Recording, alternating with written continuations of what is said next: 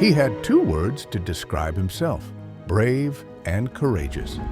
Every time he plugs in his electric vehicle, he says out aloud, "I am saving the world, 1 kilowatt at a time." Thank you, Mark, for being so progressive and doing the hard work so many people are afraid to do. Then he felt a buzzing in his pocket. Maybe it's his best pal Jack sending him a message of thanks for plugging in. But to his dismay, Jack has made a date with another V8.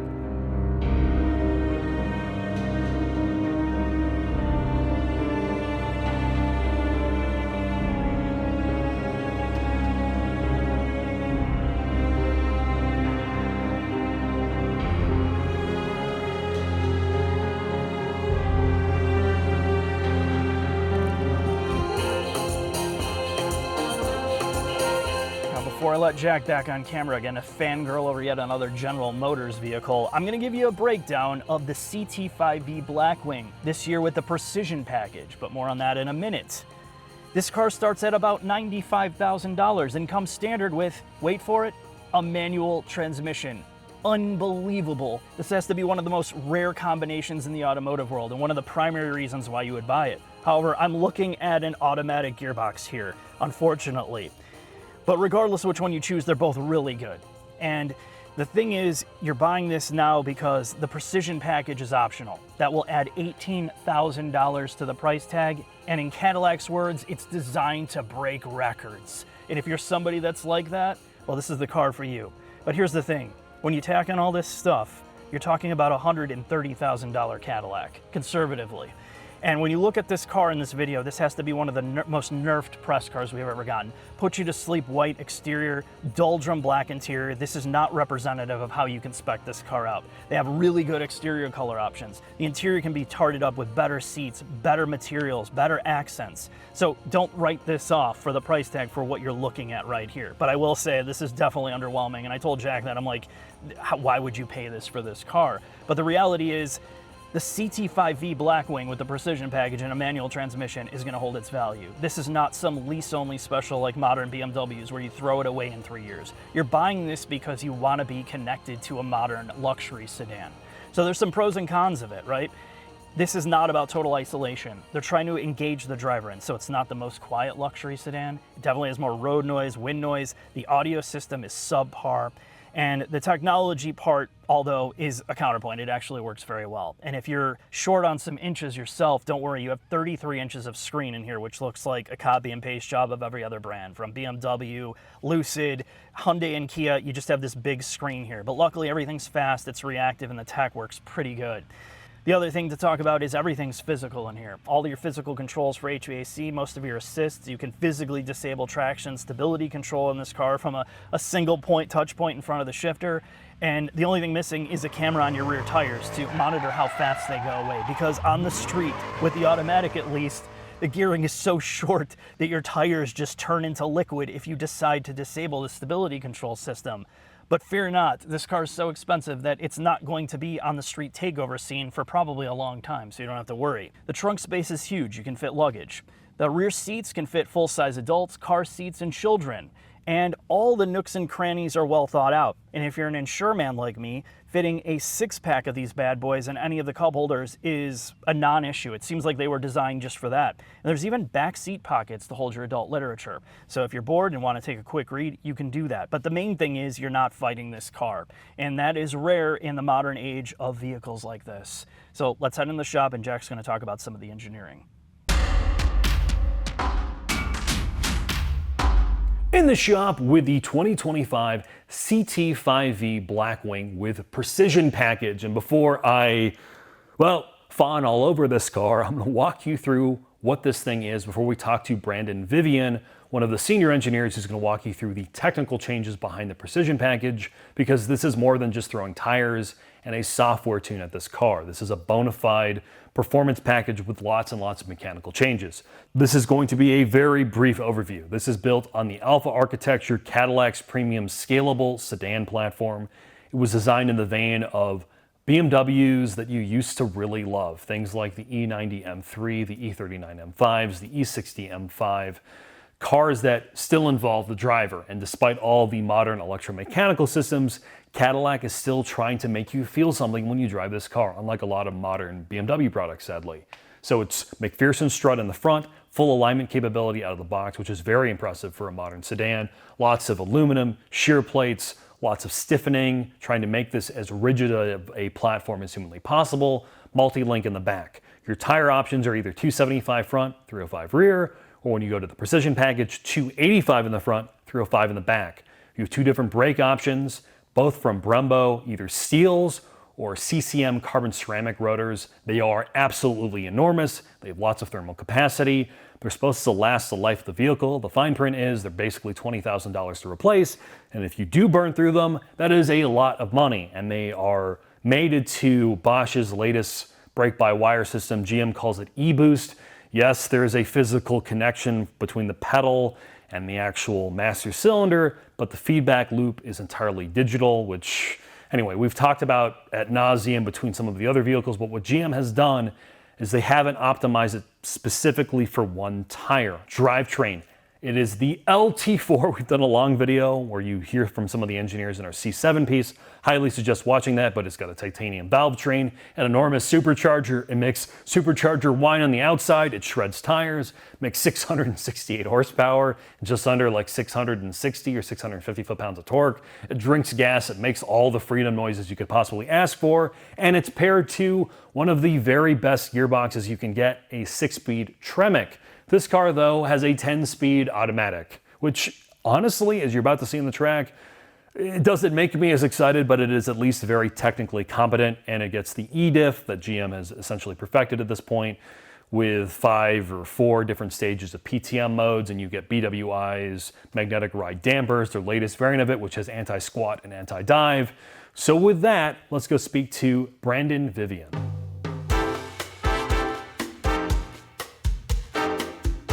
So I've been working on Cadillacs, specifically for the last 9 years, but I've been responsible for V Series for 13. So, the majority of the life of V Series, I've been, engaged in leading and championing, V Series. Of course, we have, others inside the organization that, started and created V Series with, Mark Royce and Ken Morris and company. But, I've had the fortune of doing that for 13 years, and the CT4-V Blackwing, we set out to be a track weapon and the best handling sedan ever made. The CT5-V Blackwing, we set out to be the best Grand Touring car ever made, and we had some pretty high benchmarks that that we were targeting to kind of it's called dethrone.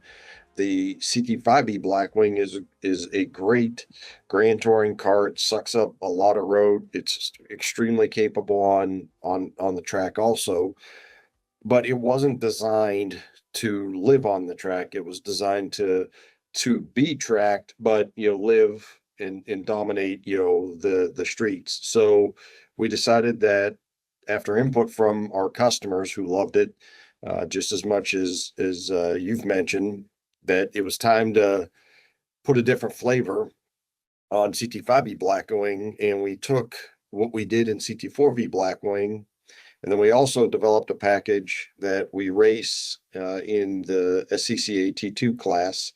The development that went into that car on the CT4-V Blackwing, we took all of those learnings and applied it to the CT5-V Blackwing, and hence the precision package. And so it's a way to get that really strong track capable car that is still competent on the street, but we biased its performance to the track like we did with CT4-V Blackwing. While the car is incredibly good on the track, and all of this was done with a very intense focus on making it very stable and easy to drive on the track, it's equally as capable on the street. The thing that we want to make sure that we don't overlook is this just isn't a track package. It's a track capable car, first and foremost, but extremely competent also, in day-to-day driving and back roads driving. So, if we get into specifics of the precision package, the front spring rates are 70% stiffer. We've changed the dampers to accommodate those springs, and we have specific tuning in all modes, including the 5 PTM modes. The front sway bar is 11% stiffer. The front knuckles they're physically different to allow for like 2.8 degrees of negative camber. The top mounts in the front are new. They're 79% stiffer vertically with new spring seats and isolators. And then the ride links in the front are radial rate is up 79%. In the rear, the springs are increased 57% in stiffness. Again, the dampers are tuned specifically for those springs in every mode. The MR system is optimized with that spring rate. We have revised bushings and knuckles that are 63% stiffer. Upper and lower rear trail links also radial rate is 63% stiffer. We have a new toe link in the rear that allows for track alignment up to 2 degrees of negative camber. And the cradle mounts are stiffer both in the front and the rear in every direction between 24% and 279% stiffness, depending on which direction you're measuring the bushing in. With all of that, of course, comes the retune of the brake controls for stability control, traction control, and all of our performance traction management. The steering is completely recalibrated. And the MR 4.0 is recalibrated in every mode, and then so is the electronic limited slip differential.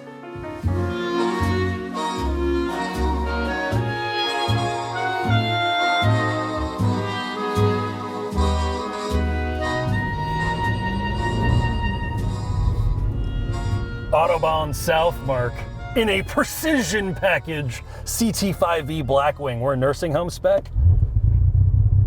You ready? No.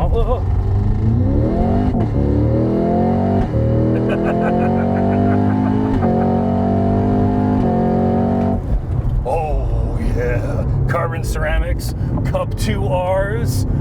no bracing in these seats. Oh yeah, easy mode in PTM Race 2, least stability, no traction control.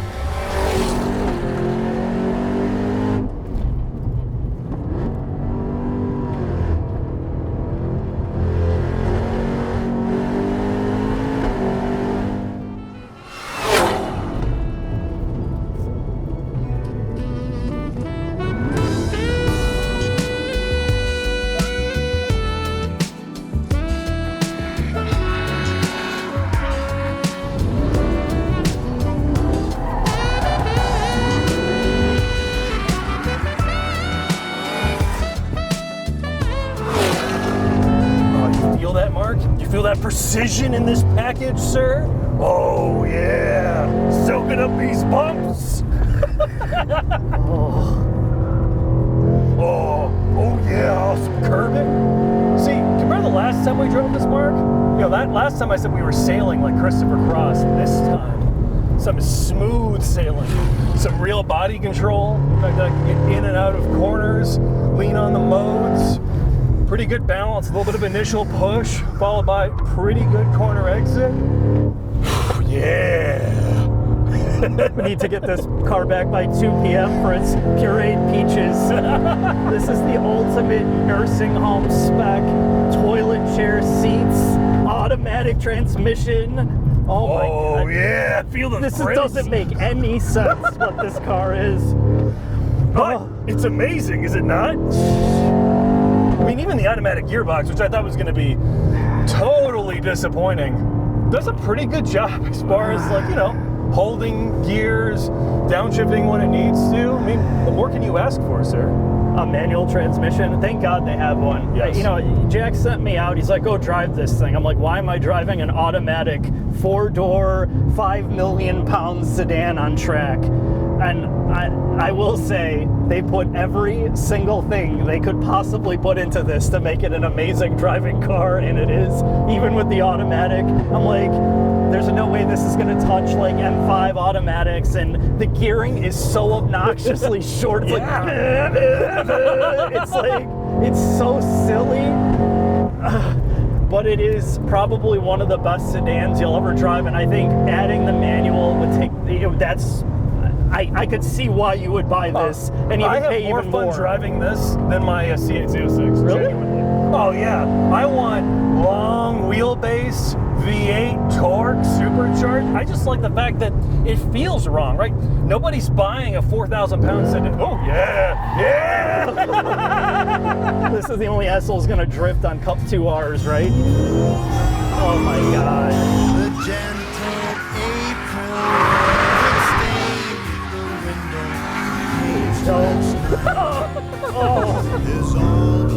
See, this is exactly what I told Chris. I took Chris for a drive. You're gonna get bored of driving this on track, and you're gonna be like, okay, it's pretty good, and they're like, oh, I'm just gonna go sideways everywhere instead. I knew that's exactly what you would do. No, I'm gonna behave, Mark. Yeah. I'm gonna behave.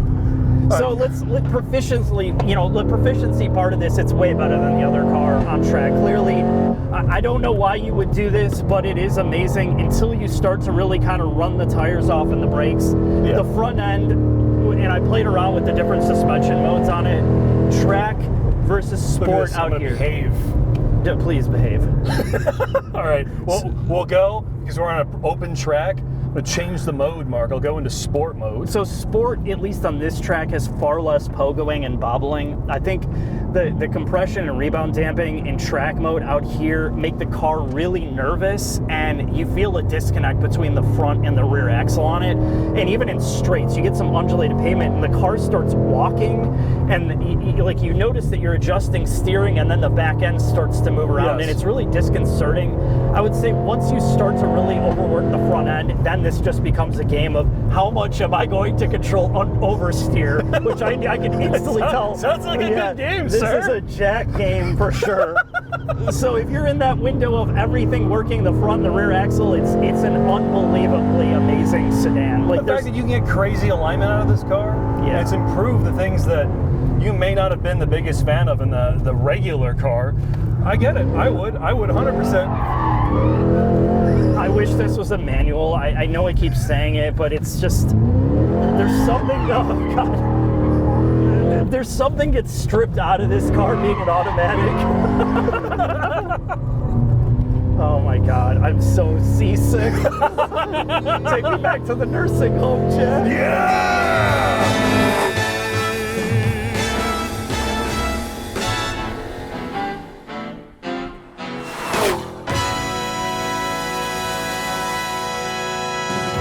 Final thoughts on the 2025 CT5-V Blackwing with Precision Package.